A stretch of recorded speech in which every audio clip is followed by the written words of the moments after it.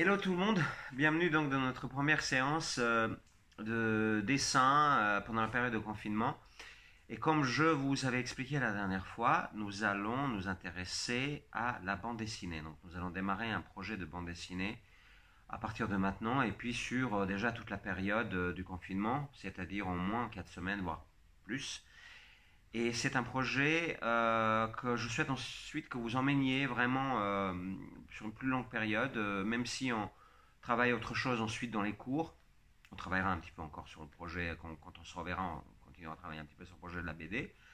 Mais quand on fera autre chose, bah, je souhaiterais quand même que vous continuiez à travailler là-dessus pour développer, pourquoi pas à la fin, un vrai volume de peut-être une quarantaine de pages. Et vous allez voir, c'est pas si facilement, on n'y arrive pas si facilement à cette quarantaine de pages. C'est quand même un travail relativement titanesque. Alors, donc, tout d'abord dans la bande dessinée, il y a ce qu'on appelle l'histoire. Ça, c'est la toute première chose. Okay. Donc, je souhaite vraiment que vous puissiez développer une histoire. Pour ça, je vous conseille vivement un livre qui est extrêmement important, qui s'appelle Le héros aux 1000 visages, et je crois que c'est Joseph Campbell, mais je vais vous envoyer tout de suite l'image de ce livre-là. C'est un livre mythique qui finalement, mythique culte, qui parle du fait que depuis l'Antiquité jusqu'à Star Wars ou One Piece ou n'importe quelle mythologie, histoire avec des héros d'aujourd'hui, se résume toujours finalement à la même histoire de quête, d'une quête initiatique où le héros finalement sur sa quête va devenir lui-même. Donc en gros, quelque chose va prendre le héros qui au départ est peut-être quelqu'un de, on va dire, relativement ordinaire. Il va le tirer de son ordinaire pour l'emmener grâce à un événement qui lui est extraordinaire ou inattendu, un voyage inattendu que ça s'appelle le premier volet de Bilbo le Hobbit. Donc c'est typiquement, lui c'est vraiment du à la lettre mythologie, enfin héros mille visages quoi, hein, c'est complètement à la lettre. Donc quelque chose va le tirer de ses habitudes, va l'emmener sur une quête. Sur cette quête, il va trouver, alors il y a plein de variantes évidemment, mais il va trouver un compagnon de route, une compagnon, ou si c'est évidemment un personnage féminin, il va peut-être trouver quelqu'un pareil, où il peut y avoir justement des frictions, des difficultés, etc. Puis on se rencontre, on est amoureux, blablabla. Bon, plein de variantes, plein de possibilités, mais en tout cas, le héros va être extrait de son quotidien pour aller sur une quête. Cette quête va l'emmener vers un but, et ce but, c'est finalement de se découvrir en quelque sorte et de devenir soi-même, et de devenir un soi-même un peu surhomme quoi, un peu avec des pouvoirs très souvent, ou de devenir le Clark qui devient Superman dans les premiers Superman, etc. La façon dont les héros vont acquérir leurs super pouvoirs, la façon dont Robinson Crusoe va regarder Robinson Crusoe quoi, c'est exactement la même chose finalement. C'était un matelot qui est parti pour faire un petit voyage, et puis ensuite, enfin un petit voyage pour, c'était son père un petit peu qui avait, si je me souviens bien, qui avait forcé la main pour qu'il parte, devenir un peu s'endurcir, etc. Lui, je ne sais plus s'il est content. Si, je crois qu'il est content en fait. Il est content de partir, mais il s'attend pas à ce que cette espèce d'événement extraordinaire arrive, et à ce qu'il se retrouve seul sur une île déserte dans laquelle, à la va-vite, en quelque sorte, il est obligé de devenir seul comme un grand, un adulte qui gère, qui maîtrise, qui se bat pour survivre, etc., etc. Il va rencontrer vendredi sur son périple, etc., etc. Donc vous voyez, et puis ensuite il va peut-être revenir un jour raconter son histoire aux autres et faire bénéficier de son expérience aux autres. Donc ça c'est typiquement vraiment la forme de l'histoire mythologique et du héros aux mille visages.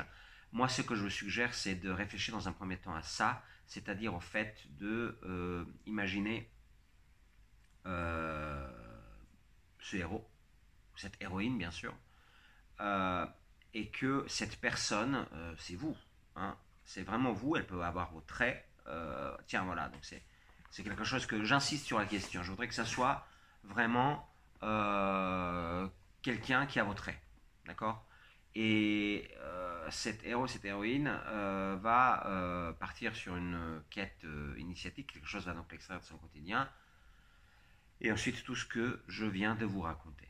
Voilà. Ça, c'est la première chose, et donc je souhaite que vous commenciez déjà à travailler sur l'histoire. Pour l'histoire, je voudrais que vous me fassiez un synopsis. Je crois que c'est comme ça que ça s'écrit. Et un synopsis, c'est un résumé sur une page A4. Ça pourrait être un autre type de page, mais voilà, généralement une page A4, et vous pouvez faire la moitié de la page A4, c'est pas obligatoirement toute la page A4, c'est en 3-4 paragraphes, et ça explique finalement ce que je viens de vous dire de façon globale. Vous allez vous le dire de façon extrêmement concrète, c'est-à-dire le héros s'appelle Samuel ou Salomé ou Tibor ou Charlie ou Cindy, voilà, vous quoi, et ou Philippe, et puis il va chercher Magda à la crèche. Magda, c'est ma fille, et donc j'en sors de la crèche, et tout d'un coup, il y a un vaisseau spatial extraterrestre qui nous aspire, et on se retrouve dans une dimension parallèle, et c'est là que le voyage commence. Donc ça peut être ça, ou ça peut être complètement, ça peut être un truc dans ce genre-là, donc fantastique, science-fiction, tout ce que vous voulez. Ça peut être n'importe quel genre. Vous pouvez vraiment brasser dans n'importe quel genre, comme ça peut être quelque chose d'extrêmement réaliste, ancré dans le quotidien. Je vous invite à une chose, c'est de démarrer votre histoire dans le quotidien, dans votre quotidien. Donc vous allez période de confinement, ouais, super, période de confinement, ça me semble être un excellent point de départ pour vous. Un truc un petit peu ennuyeux, un peu plan-plan, voilà, et puis tout d'un coup, quelque chose vous sort de ça. Donc, voyez comme on peut être un petit peu raccord, c'est-à-dire que l'art, la bande dessinée, etc., va de fait vous sortir un petit peu d'une certaine régularité, quotidienneté, etc., dans certains ennuis peut-être. Euh, et puis vous allez raconter justement de façon peut-être plus fantastique quelque chose qui va se produire pendant cette période de confinement. Donc voilà notre point de départ. Je voudrais vraiment que ça soit vous et que ça démarre par quelque chose de quotidien. C'est pas obligatoire à la période de confinement, mais pourquoi pas, ça peut être une bonne idée. Donc l'histoire, ensuite le synopsis. Dans le synopsis, on vient d'expliquer, voilà, il y a en gros 3 grands, voire même 4 avec un peu la chute, quoi. Il y a 3 grands chapitres, paragraphes, parties, 3 grandes parties. D'abord, l'explication d'un contexte, où est-ce qu'on se situe, etc. Ensuite, et l'explication du héros, de l'héroïne. Ensuite, un truc extraordinaire qui arrive, ça c'est numéro 2. Et le voyage qui démarre. Et ensuite, tout ce qui se déroule en troisième partie pendant ce voyage, les rencontres, etc. Et puis à la fin, en quatrième partie, qu'est-ce que on a finalement gagné dans ce voyage, et ce qu'on a gagné, un super pouvoir, une sagesse, ce qui revient presque un petit peu au même, une connaissance de quelque chose que les autres n'ont pas, comment est-ce qu'on vient et on le donne, on le partage avec les autres. Donc c'est ça la structure globale de la chose. Donc déjà, vous allez commencer par réfléchir vraiment beaucoup à ça, et je voudrais que le cours d'aujourd'hui se passe essentiellement là-dessus. Donc vous allez me renvoyer vos idées, je vais vous donner moi de mon côté mon opinion, etc., etc. Mais il y a quand même une deuxième chose à laquelle vous allez commencer à penser aujourd'hui, et c'est ensuite, une fois qu'on a le synopsis, on va passer au découpage en 3, et le découpage, c'est vous pouvez l'appeler storyboard si vous voulez. Alors le storyboard, on avait déjà vu ça à plusieurs reprises, on avait vu pas mal d'éléments liés au storyboard. C'est vraiment arriver à déjà penser, dans un premier temps, donc faire le découpage à partir de votre synopsis. Vous allez à chaque fois penser les choses par double page. La toute première commençant par la couverture, la couve, et puis la page d'intro. Ça, c'est la 1 et la 2. ces deux pages-là sont évidemment extrêmement importantes. La couverture étant vraiment quelque chose qui donne complètement l'univers et montre très généralement le héros, l'héroïne en question. Donc aujourd'hui, nous allons penser, surtout développer l'histoire avec le synopsis. Nous allons penser à un découpage en passant par le storyboard. Et pour penser découpage, vous allez simplement, enfin pas simplement, mais vous allez imaginer les 2-3 premières doubles pages qui vont vous donner l'impulsion. Alors on n'aura pas le temps de faire ça aujourd'hui. Pour aujourd'hui, c'est essentiellement ça. Je reviens sur l'histoire donc du découpage du storyboard de façon extrêmement complète la prochaine fois. Mais donc je disais aujourd'hui c'est essentiellement ça, c'est-à-dire histoire et synopsis, et je vais vous demander de me faire des propositions de couve. Donc ce qu'il faut évidemment dans l'histoire, c'est le héros,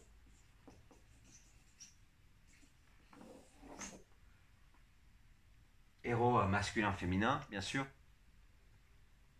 et ce héros qui, effectivement, je vous invite à, une fois qu'on a l'histoire, je vous invite à penser le héros qui vous ressemble, qui c'est vous, le héros, j'insiste. Je vous invite à penser à lui. Comment est-ce qu'il est physiquement finalement? Je vous suggère, c'est pas une obligation, vous pourriez par exemple vous représenter en tant qu'adulte si vous avez envie, mais je vous suggère de commencer avec vous tel que vous êtes aujourd'hui, et ensuite éventuellement s'il y a une modification, si vous savez comme Gandalf le gris devient Gandalf le blanc, c'est une question de transfiguration qui existe déjà dans la Bible avec le Christ, etc., et qui existe encore même dans la mythologie avant, c'est-à-dire quand on change à la fois d'aspect et de statut. Hein, on passe finalement peut-être d'un statut plus ordinaire à un statut de héros, justement. Donc, sur la couve, il faut qu'il y ait, puisque c'est la couve du potentiel premier, il faudrait qu'il y ait quelque chose qui explique un peu, en tout cas qui donne un petit peu à voir, qui suggère plutôt l'histoire avec l'image du héros, donc il faudrait qu'il soit représenté. Et ça, très généralement, c'est vraiment quelque chose qui doit. Alors là, je vous fais une. Très généralement, dans les couvertures, ce sont des gros plans, hein, des gros plans sur des visages, parfois sur tout un personnage, etc. Il y a souvent une histoire de rapport, parfois entre le héros et le méchant. J'ai oublié évidemment d'en parler. Sur le chemin, il y a évidemment un méchant, une méchante qui va empêcher cette affaire de tourneron. Là, je viens de revenir un petit peu au synopsis. Oui, il y a quelque chose qui empêche tout ça. Il y a quelque chose qui gêne fortement et quelque chose qui se positionne comme ça en ennemi de toute la situation. Le diable, Joker, Lex Luthor, voilà, le Némésis, hein, l'ennemi, l'ennemi archétypal. Donc, ça peut être bien peut-être une dualité en première page avec peut-être l'héros qu'on voit, et puis peut-être on voit quelque part derrière les yeux de l'ennemi rodé ou je sais pas quoi. En tout cas, c'est quelque chose qui doit prendre, voilà, qui doit prendre vraiment les yeux quand vous avez à un rayon de la Fnac, etc. Si je vous fais, regardez là, je fais une suggestion de couverture, et ben, vous faites sur votre couve, vous faites un Batman type vraiment super gros plan.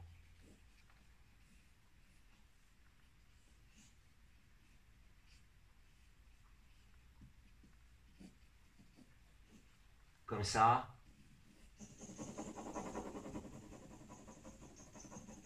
Et ben c'est souvent, quand même, plus efficace. Hein, on n'est pas obligé de faire à chaque fois des très gros plans sur le héros, etc.